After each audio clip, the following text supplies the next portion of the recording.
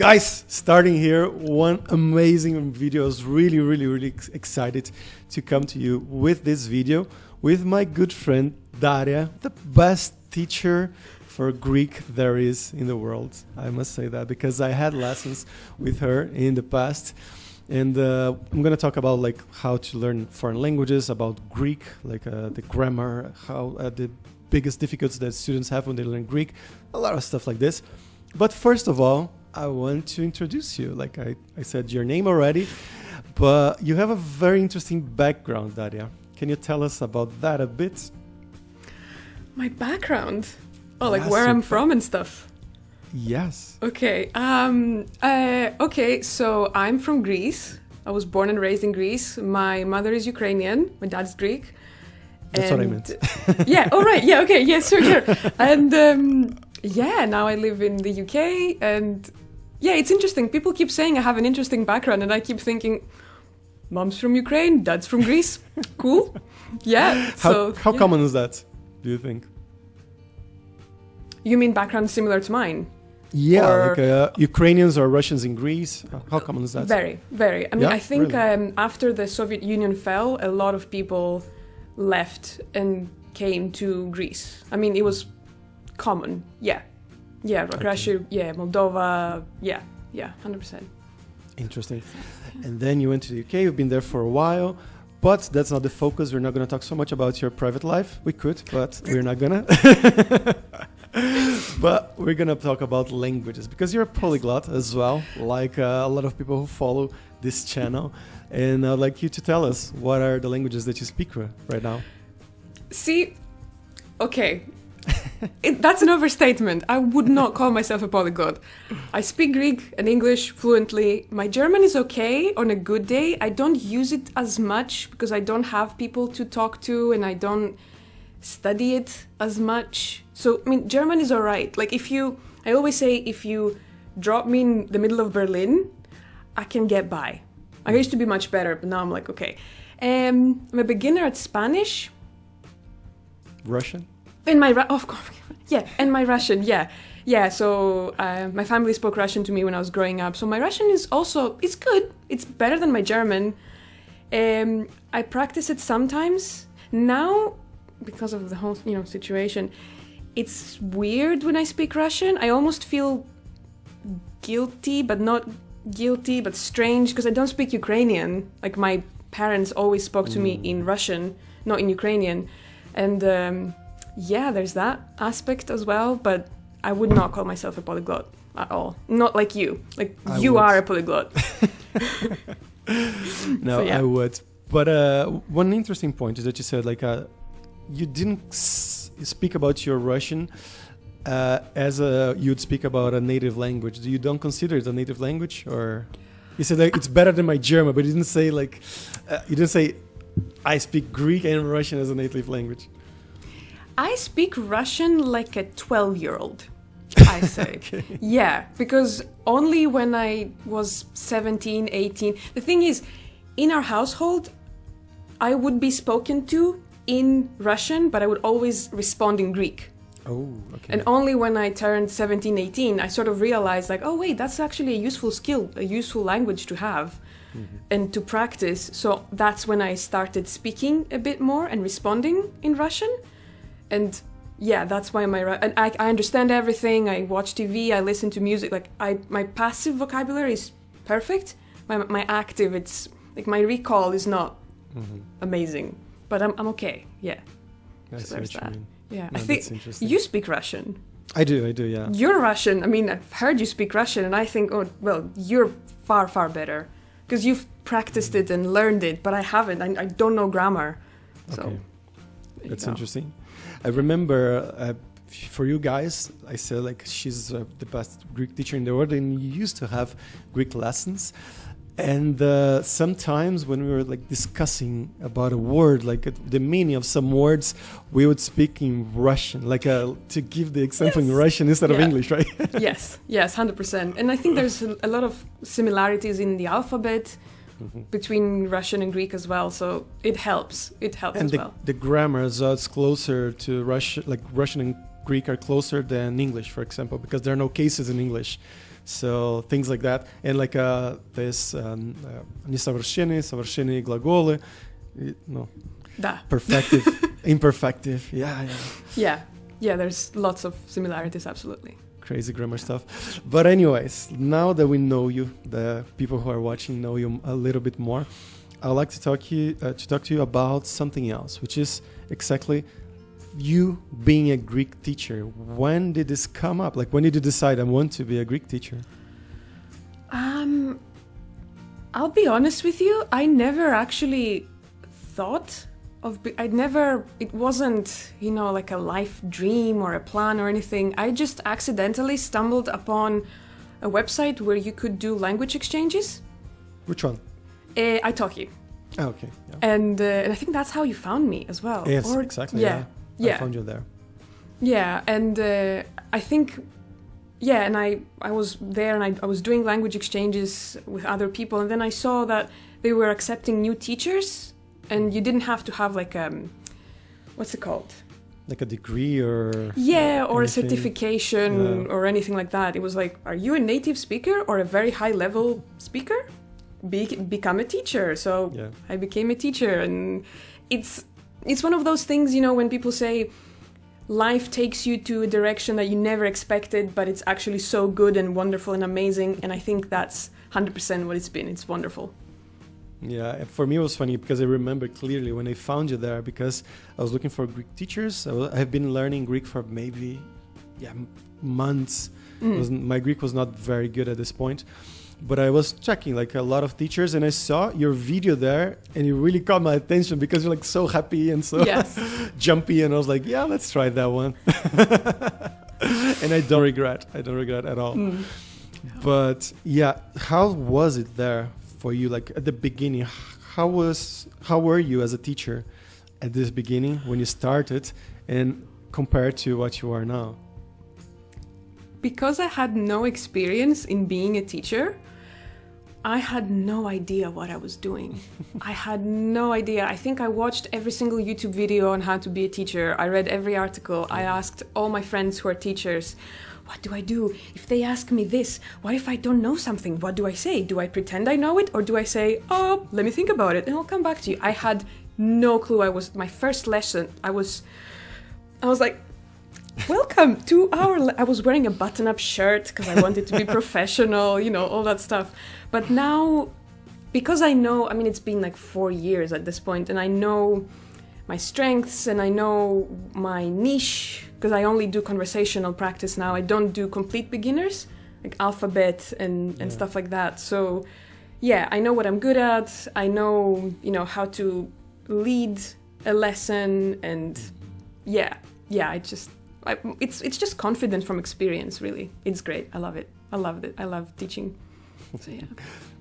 And how did you deal with these things that you mentioned? For example, when the students would ask you something about grammar or something like this that you didn't know? As I said, at first it was terrifying because I thought I had to know everything, and I know I had to be this like encyclopedia of like immense grammatical knowledge of Greek or whatever. But then I realized it's okay to say I don't know.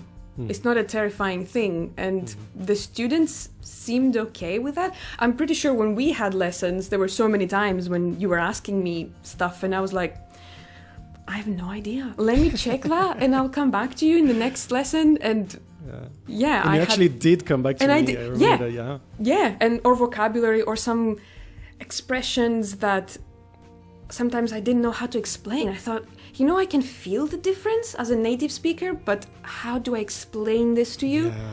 Like let me ask other Greek people, how would they explain it? And I'll tell you. So it's fine. Like, I just said, I'll check it and then I'll tell you next time. And that's how I did it. Okay, it's not life-changing advice, but But talking about the language specifically right now, because I know that some people who are watching, they are learning Greek, or they maybe want to learn Greek in the future, maybe with you even. What are the biggest difficulties that you see for students learning Greek? The most common mistakes or things like that? That's a great question. I have to go back to like 4 years of lessons to make like a cumulative answer. I think people get caught up in the grammar too much. And I think that comes from the fact that there's this stereotype for some languages, including Greek and German and Chinese or Japanese. It's a hard language, or it's all Greek to me. Yeah. You know? So people approach Greek from the beginning with this like idea of, oh my God, this is terrifying thing that I'm about to start learning. And you can feel that. Like I can feel that in the lessons. Not everybody. I mean, I think more experienced learners and polyglots seem more calm, like, oh yeah, that's dative or genitive, or oh, cool, I got it. But people who are not as experienced with languages, they just approach it with like, oh my God, past perfect, passive participle of the, and it's, you know, so I'm always trying to say that take one thing at a time and work with that. You know, you don't have to learn the entire grammar in 2 days. Yeah. You know. So I think just approaching grammar is what is the biggest kind of scare for people. Yeah. And most of your students, would you say they are like more experienced, they're polyglots? Or because I know you had me, you had Luca Lampariello, which is very famous in the community as well. Elisa as well. Elisa as well. Yes. Yeah. So most of them are like from this group, or most of them are of the scared people, as you put it. The scared people. No, I think most of them are just. It's I can't say they are polyglots or super experienced. It's just people who love Greece and want to go to Greece and speak to Greek people and love the culture, and or have spouses who are Greeks or family. Yeah, it's not language collectors like you guys. You know, it's a shame that I have not been to Greece yet in my life. You've not been to Greece? Never. I was under the... Oh no, you've been to Turkey. To Turkey, yeah. And I wanted to go to Greece, but then the pandemic happened. Yeah. And I was like, yeah. And building up on that, I saw that you created a podcast as well. So you're not only giving lessons, but you also have a YouTube channel, like a podcast, and you give the transcript of your podcasts, and that's very, very helpful, very good. I've been following it for a while. And how did you have this idea, and how do you like it? Thank you for asking this question, because I don't think I've ever said the story, but it was actually Luca Lampariello, who I consider the godfather of the podcast. Oh. Because we were doing lessons, and I think I had mentioned to him that I was thinking of creating something, because I think I had created a website where I wanted to write articles where I would explain Greek grammar things. And I think Luca said that blogs and written form is kind of going out of fashion, I guess, and people prefer doing more interactive things and listening and watching stuff. And I had mentioned like, oh yeah, that would be a good idea to do. La, la. And he actually challenged me, and he said, right, so today's Tuesday, by Sunday, I would like you to write a little text and send me the audio of it. And I love a challenge. Oh my God, I thrive on challenges. So I did it. I remember Sunday afternoon, I sent it to him, and he was like, great, that's your first episode. And from that, I thought, I have a podcast. So I created the podcast. Yeah, he's really good at motivating people. Yeah. So yeah, it was Luca. That's cool. So tell us, what's the name of the podcast, and yes, how often do you post? I'm not good at talking about myself. Okay, so it's called 6,000 Islands, because Greece has 6,000 islands. Get it? I didn't know that, actually. Yes. Yeah, I'm trying to not be very obviously Greek with stuff that I do. It is for Greek, but I don't want to be like... The Parthenon or like, yeah, exactly. The Acropolis. Yeah, exactly. Absolutely. Yeah, so it's 6,000 islands, and there's a YouTube channel as well. And it's aimed at kind of like intermediate... It's not for complete beginners. Like I speak clearly and slowly, and there's a transcript, and the translation. For the first season, they're free, like 27 episodes. So people can find them. And I just pick a topic that I like and I make a little episode. I've done interviews also with Luca as well, and with another Greek video maker, LinguaTree. I'm sure you guys know her. And it's really fun. And God, I'm so bad at talking. Oh, how often? How often I post? I post whenever the episode is ready. Because I can't, I don't want to put pressure on myself, because if I do, then it's very, very stressful. And I do everything myself, like the production and writing and editing. And I mean, the latest episode I put out, I recorded 4 times. And it's a small episode, but it didn't click. It didn't work. So I had to do it again. So whenever it's ready, it's out. And how do you split it? Like a podcast or YouTube, or is it the same content all the time? For a while it was the same content. I just took the audio and put it on YouTube, but then at some point it's split. It's the same name, like 6,000 Islands for both. But on the YouTube channel I do completely different things now. Also, it's the same idea, like speak a bit clearly, but not super slowly, but clearly with subtitles, English and Greek. And again, just pick a topic, make a video. But it's separate. Okay, that's very good. And I've been following your YouTube channel, and I think you're amazing, because Thank you. It's really very creative. And I bet you spend a lot of time on editing. Oh, yeah. Oh, I spend so much time. Sometimes people don't realize how long editing takes, and I love editing. Oh my God, sometimes I catch myself smiling as I'm editing because I enjoy it. So it allows me to be so creative with the things I want to do or say, but it takes a while, like maybe a couple of seconds of video. If I'm doing some images or words or some stuff, it could take hours, like to because I'm very particular as well about how I want it to look. So but it's great. Again, I enjoy it, so that's why I do it. And that's really nice, actually, because Luca proposed that, because now we can enjoy it. We can enjoy the podcast and the videos on YouTube, but it's very useful, like this podcast stuff with the transcript for like intermediate learners, as you said, or even advanced learners, I would say. Because I've been doing that. I've been following podcasts like that for other languages, like for Russian, for Polish. And also, now that we moved to Armenia and we are learning the language, we are thinking, is there any podcast like that for Armenian? And there isn't. So, Armenian teachers, an idea for you guys. Absolutely. I think for more niche languages, I remember at some point I wanted to learn Mongolian. And... I just, why not? Throat singing.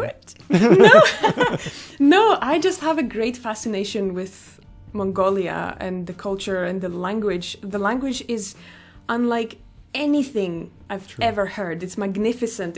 I love it.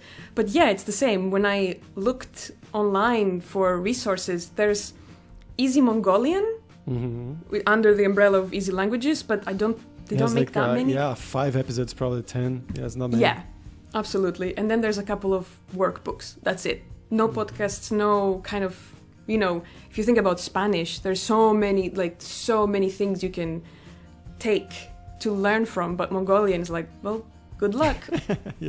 So, And now I want to get into some interesting stuff. Still about the podcast and the YouTube channel. But I know that your main job, let's say, is a teacher, like you teach Greek. But how are you thinking, or how are you doing to make 6,000 Islands become a product? Are you doing anything about it? Are you making money out of it? Do you want to make money out of it in the future? Man, that's some great questions. Wow. Okay. Because it's for me as well. I have a project for Portuguese as well. It's called Time to Learn Portuguese. So it's tips for me. See, the thing is, right, for a while, I had a great dilemma about how to maintain the integrity and the wholesomeness of what I'm doing, because I'm teaching a language both in my lessons and in the videos in the podcast that is kind of niche. It's not Mongolian niche, but it's not Spanish common. It's kind of like in the middle, you know. And currently there is more and more people who make videos and podcasts, and it's becoming richer. But I think it's so important for me to... How do I explain this? Like, we live in a society, and capitalism is a thing, and money is a thing. But I was just trying to find a way, like, what can I do that I can sleep at night peacefully, without feeling like a capitalist, you know, monopoly man, Money's sort of. dirty. Yeah, exactly. Yeah, but at the same time, how can I make sure that I can pay my bills? Yeah. Starting from that, I'm not talking about anything more than that currently. And it's still sometimes a bit difficult because, again, the first season is free. It's completely free. And I kept getting advice from people that, what are you doing? Why are you giving it for free? Like, what is this? Like, no, charge, keep charging. And I think briefly I charged for the transcripts and the episodes, but oh my God, the guilt, I could not, it was eating me alive. And then I thought of, I'm sure you know, language transfer. I don't know that. What is that? Language transfer, he's a guy who creates these like audio lessons, and it takes in it so many languages, honestly, so many. I'll send you the link. And he just takes you episode per episode, and he briefly explains how the language works in such an organic way that by the end of it, you feel like you're grasping. And he does say, don't write down anything, just listen, just pay attention and listen. I'm sure it's... Okay, it's like a more or less like a Michel Thomas methods. Yes, sort of. I've heard there's similarities, yeah. So it's kind of like that. And it's free. It's completely free. It runs on donations. I'm sure they have a shop for like tote bags or something, but the courses themselves are completely free online.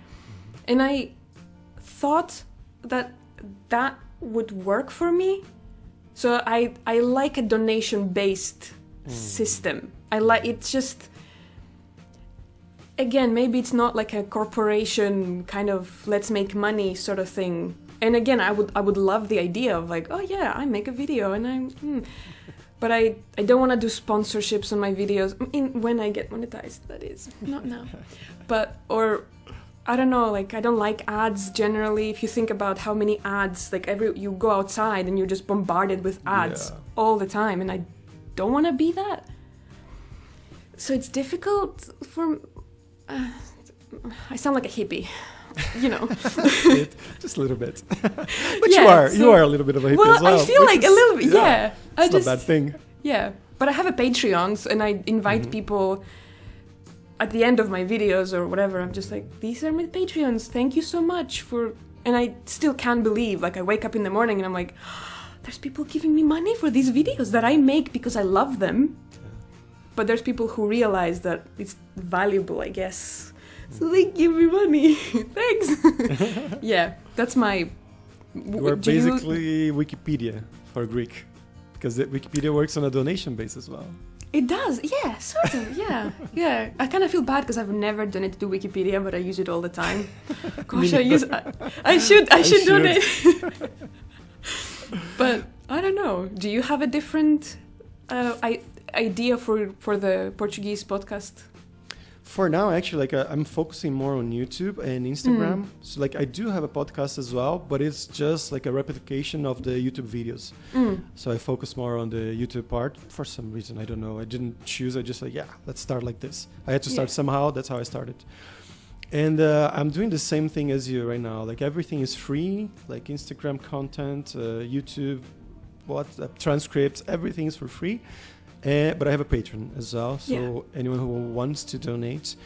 But I'm thinking right now of also, if I want to make a career all of this, like to at the same time help people, but also pay my bills, as you said yourself, I'm thinking about creating a better course for people who are learning Brazilian Portuguese, but they're already at an intermediate level, and they want something like conversational Portuguese with a lot of details with the I've been creating this course for a while now, for more than a year, and I'm such a perfectionist for this that I don't know when I'm gonna finish, if I'm gonna finish it ever.